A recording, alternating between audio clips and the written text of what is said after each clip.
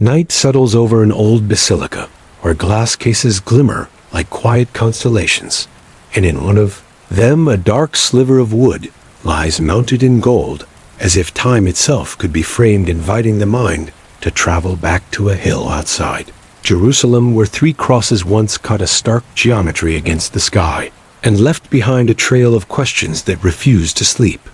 The story begins with empire and pilgrimage, when a mother of an emperor journeyed east along Roman roads that still remembered legionary sandals, searching not for conquest, but for traces her steps, eventually crossing the scar of a quarry the locals called Golgotha, a place renamed and re-landscaped by rulers who believed that burying a memory could smother her movement. Helena's name floats through 4th century sources like a lantern on water, steady enough to guide, but far enough to distort, and the accounts do not agree on details, except that she looked for the instrument of a death that had unstitched a calendar, and that her search culminated not in a simple find, but in a tableau of 3 wooden beams, and a plaque that spoke in 3 tongues. To identify one cross among 3 in a city saturated with symbol required an act that later writers called providence and critics called narrative, and so a legend took root that a failing woman touched each beam in turn until breath returned at the 3rd, while the titulus, announcing a condemned man's accusation, lent a harder edge to what might otherwise be only a tender tale. The titulus itself would, inscribed with words attributed to a Roman prefect, would later be carried into Rome and disappear into centuries of silence before reappearing as if the past had been waiting for the present to ask the right kind of question, a habit relics share with ruins and with dreams that remember more than we expect. From this excavation grew a ritual, a church built over a grave, and a hill, a calendar day, to lift wood high for blessing, and a new traffic of pilgrims, who came to see and to touch, recorded by a traveler who described bishops guarding the relic as if their own hands could be tempted by its power proof. That desire loves sanctity no less than it loves gold. Wood is the commonest of materials, and yet the least likely to endure without care, and so the survival of any ancient timber begs the mind to inventory climates and insects and the chemistry of soil, as if by solving the practicalities we could domesticate the awe, a useful habit that nonetheless leaves a margin where the improbable keeps whispering. From the start, fragments were both gifts and strategies, slivers sent to cities that promised friendship, protection, or prestige, a diplomacy conducted in reliquaries and liturgies, scattering presents while claiming unity, and in the mathematics of myth, even tiny pieces carry holes that philosophy struggles to measure. On the day each fragment left Jerusalem, a new story took root in the receiving city, lodging under altars and inside treasuries, drawing lines between workshops of goldsmiths and the offices of bishops, until a network of wood and belief tied harbors and frontiers together more tightly than customs officials could untie by counting. In the background of these movements, imperial politics leaned toward the cross, as if it were an oath written in timber, a standard to carry into battle, and to display over gates, a sign that conquered suffering by incorporating it. And this coiling of power around a piece of wood raised a further question that still gives the relic its slow thunder. The cross as object became the cross as idea, and then returned as object again in the form of boxes, cases, and jeweled frames built not to suffocate the wood, but to translate it into the language of courts and choirs, a translation that protected and obscured, in equal measure as translations tend to do when words are inadequate. And yet, soft beneath all ornament and policy, remains the grain itself, the parallel lines of growth rings that once carried water up a trunk somewhere in Judea, rings that no one can read without knives and permission, prompting us to ask how much we want to know, and whether knowledge would end the spell or simply set it to a different music. Each time a fragment traveled, a ship's log gained a new line, and a city gained a new center, because relics shape gravity in the social sense, drawing markets, monasteries, and processions into their orbit, while pilgrims gathered like migrating birds at feast days whose timing bent the year into a pattern of expectation and return. Jerusalem itself taught the choreography, lifting the wood high at dawn as crowds pressed forward with hands raised and a traveler name. Egeria described guards who watched fingers and teeth with equal concern, since a tiny bite could become a dynasty of miracles. A detail that compresses piety and hunger into a single gesture that governments rarely understand. Santa Croce in Jerusalem, in Rome a basilica built to bring the Holy Land. Indoors carried soil from Jerusalem into its floor and housed artifacts that stitched narrative to place, including tumors and thorns that bound wood to blood in a way that museums cannot simulate. And when the faithful stepped inside, they stepped into an edited geography that promised access without voyage. In Constantinople, the cross became part of a treasury rather than a trophy guarded by liturgy and palace. Regimen occasionally brought out to bless armies or to sanctify walls, so that the city returned the favor by making the relic a citizen of its own myths, a paradox in which wood that was once an instrument of shame became a ladder for prestige. The 7th century boiled with invasion, and in 614, when Persian forces broke into Jerusalem, the cross that anchored a city as identity was seized and carried east as if truth could be marched under spears. A removal that transformed mourning into promise, when an emperor vowed not only to win it back, but to carry it home barefoot, turning politics into theater that believers still reenact. When the relic returned under Heraclius after years of war and negotiation, a new feast blossomed, the exaltation of the cross, sanctioned by memory and ritual to remind every autumn that what is captured can be recovered and what is hidden can be found again. An assurance human hearts rehearse without tiring and without proof beyond repetition. From that point forward, fragments multiplied in the West through gifts exchanges and what polite chroniclers called translations, and less polite ones called cunning, because the hunger for sanctity is resourceful, and monasteries on windswept coasts could suddenly claim kinship with Jerusalem through a chip of lignum that saints touched with fasting and kings with fear. Reliquaries adapted to the role, turning into starothix with windows of rock crystal, crosses within crosses that allowed a congregation to see and yet not touch, an architecture of distance that taught reverence and also marketed wonder, since the form of a container can argue as persuasively as any sermon about the value of what it holds. Pilgrim trade followed, stamped into lead ampullae that held oil or dust, touched to the relic portable sacraments that converted shrines into networks, and if some were forgeries and some were sincere, the effect was the same. The idea of the cross spread faster than any wood could travel, carried in pockets, sewn into clothes and hidden in the seams of stories told by firelight. Controversy trailed behind, as naturally as wakes follow hulls with skeptics, asking how one piece of wood could be in so many places at once, while theologians replied that holy things are not bound by arithmetic, and the debate hardened over centuries into the kind of opposition that keeps both sides awake and honest, even when neither admits learning from the other. The cross entered battlefields as a talisman and laboratories as a challenge, because objects of devotion tempt measurement and kings. Wore nails said to be hammered into bridles or crowns, as if iron could lend courage and memory at once, while smiths and monks whispered about the danger of turning symbols into instruments, a whisper history often forgets to hear.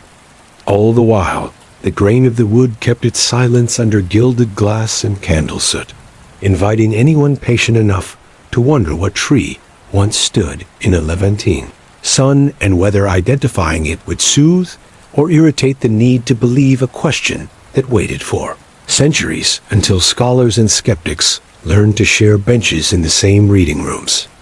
To examine the wood is to enter a guild where the tools are blades, microscopes, and calendars made of rings. And the first thing the guild says is that species matters, because cedar, cypress, pine, and oak carry different anatomies, each with pores and rays that confess a birthplace even when words have been lost to ashes. Scholars peered into slivers, and found that many fragments claimed dense hardwood pedigrees, while others suggested softer stock. And the reality of Roman construction in Judea proposed something plainer.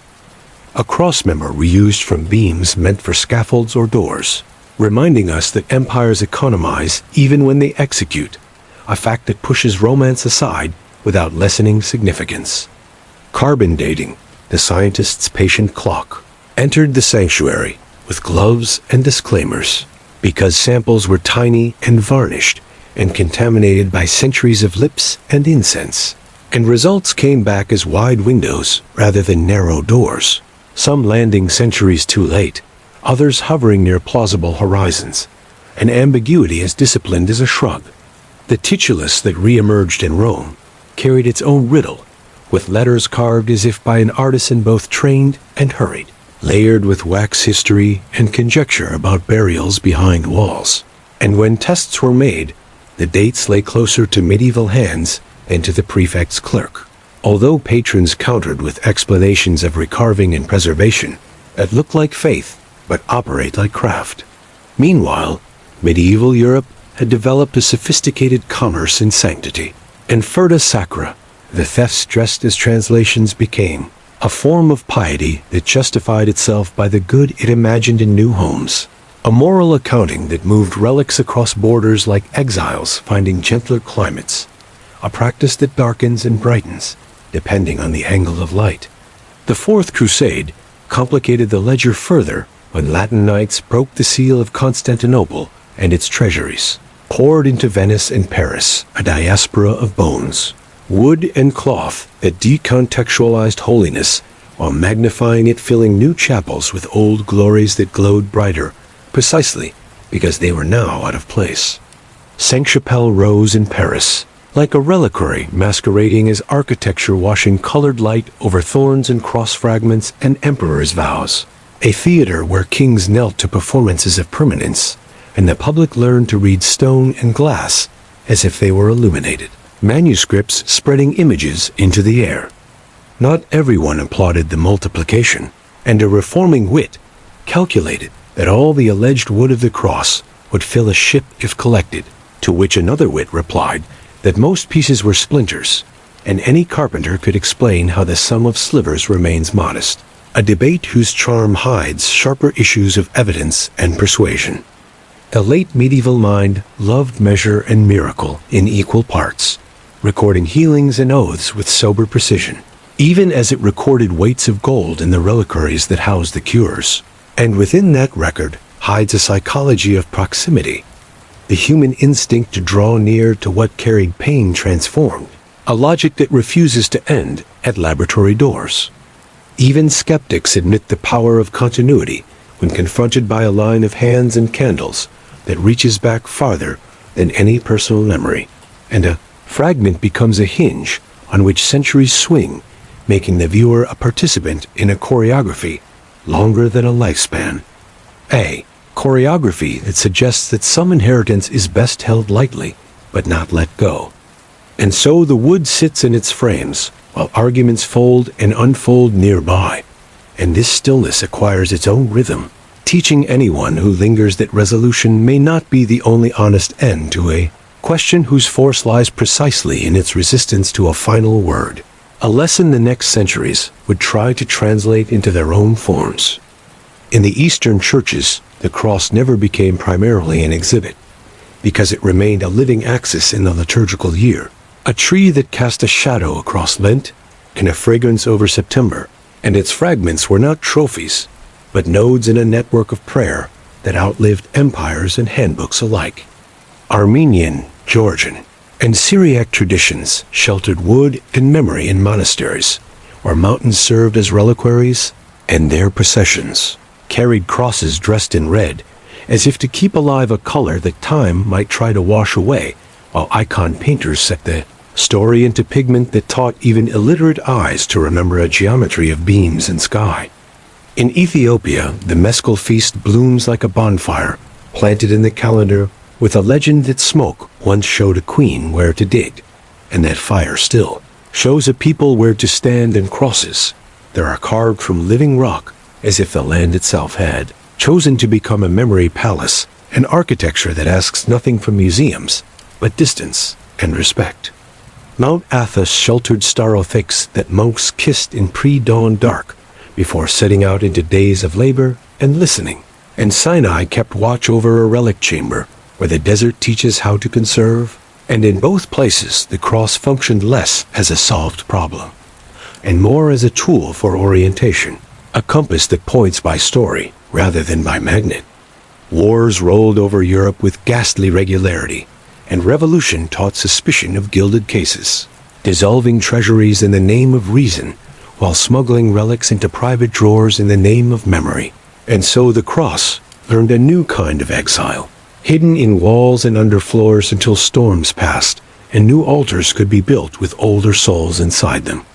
Americas received splinters with conquistador zeal and missionary tenderness, planting crosses at landfalls and mountaintops, as if cartography could be baptized, and place names remember the arrival with quiet insistence, while shrines in Puebla and Quito teach devotion in new dialects that rhyme with old ones, a global translation that seems both audacious and inevitable. Modern curators approach with latex gloves and soft light, making conservation an act of humility rather than conquest, and their reports read like poems in caution, noting how a change in humidity can stress a sliver older than any cathedral, a detail that turns every display case into a pact with time that must be renewed daily by discipline and care. Meanwhile, skeptics refine their questions with better tools, proposing isotope profiles in xylotomy that could narrow a birthplace to a region, while acknowledging that samples are too small and permissions too fragile. And so the best science becomes a meditation on the ethics of knowing, a line of thought that honors both curiosity and restraint. The public, increasingly allergic to certainty that arrives unearned, listens differently now, drawn less to proclamations than to textures of evidence and absence. And in that listening, the cross finds a new kind of audience, not credulous, not cynical, but willing to stand in front of a shard of wood and admit that meaning sometimes exceeds measurement without insulting it. In the tension between devotion and analysis, art stands quietly to the side, making films, novels, and installations that stage the cross without needing to resolve it, a wisdom borrowed from liturgy, in which mystery is handled, not solved, and this aesthetic hospitality keeps the subject alive without trapping it in either polemics or sentimentality. Across these variations, the constant is the pull toward the hill and the empty tomb, and the city that has been rebuilt more times than any single lifetime can track a topography of stones and stories that set the atmosphere for every fragment. Exclaim by insisting that geography itself is a kind of witness that neither proves nor forgets, inviting the next traveler to test their own footing. And somewhere in that invitation lies the quiet hint that the material of the cross may be less of an answer and more of a key, one that unlocks rooms in the human house where guilt, forgiveness, power, and vulnerability are stored, rooms whose doors open onto corridors that never narrow entirely because the building itself was designed with space for awe. Contemporary investigations move softly, requesting microscopic shavings and offering reports written like confessions, admitting contamination and the limits of method while proposing that even a negative result can refine the question, a humility that feels almost monastic in a lab coat, especially when the sample is small enough to balance on a breath. Across the hall from the instruments, archivists coax new readings from old pages, finding marginal notes that change the angle of light on a legend, or a seal that relocates a reliquary's journey by a generation. And these paper revelations echo the way a fragment can be moved by an inch and yet transform the line of sight for everyone who kneels behind it. Churches, mindful of wounds both inflicted and received, have learned to articulate the value of relics in terms less about proof than about participation, inviting visitors to join a chain of attention that spans language and ideology, where the gesture of veneration is less about wood itself than about the willingness to approach with a posture that remembers cost. The debate has matured into a chorus in which no single voice dominates, with scientists offering probabilities, historians offering provenance, and believers offering the texture of practice. And the chorus itself becomes the artifact, a living relic of engagement that reveals how cultures teach themselves to hold possibilities without crushing them. Meanwhile, a quiet economy still surrounds the cross, not of sales, but of journeys, candles, and glass, sustaining artisans who repair reliquaries, monks who polish floors, and porters who carry crates across borders under lists of contents that read like travel poems. And in that economy, we see how mystery pays its way without promising dividends to impatience. On any given night, a museum guard might pass a case where a sliver sleeps and pause without knowing why, feeling the presence of something older than architecture and more durable than signage, a recognition that care itself is a form of acknowledgement, and that perhaps guardianship is a ritual regardless of the institution's creed. There is also the stubborn possibility that the truth of the true cross cannot be captured solely by radiocarbon or rhetoric, that its fragments operate as thresholds where meaning compresses into matter and then decompresses into lives, changing the velocity of a day, not by proving a proposition, but by providing a place to set down what is heavy and to pick up what is needed next. When storms of controversy gather, they tend to pass more quickly now, replaced by a slower weather of long attention, where watching the grain under glass becomes a lesson in patience, and patience becomes a lesson in love, not the sentimental kind, but the kind that respects what it cannot command, a civility that might be the modern form of reverence. Somewhere a small church opens for evening prayer, and light gathers on a brown shard held in a silver cross, the room quiet except for feet and whispered hymns. And in that space, one can almost hear the echo of hammers becoming something else in memory, a transmutation that no experiment can quite capture, but that countless eyes have learned to recognize. Beyond the sanctuary doors, the city proceeds with its negotiations and news, unaware that a piece of wood has again altered the angle of one life's horizon. And though that alteration cannot be graphed, it can be told. And stories are the human way of measuring distances between knowns and unknowns without losing either shore. If a day comes when provenance tightens and a sample slides into a window of dates that pleases even stern readers, the fragment will not glow brighter. It will simply sit more quietly, its work undisturbed, and if that day never comes, the fragment will still do what it has always done: host attention and return it refined. A circulation that suggests the point was never victory, but vigil. Before you drift into sleep, remember mystery is never truly lost, only waiting to be found. If you enjoyed this journey, subscribe for more relaxing ancient mysteries, and let your curiosity guide you deeper.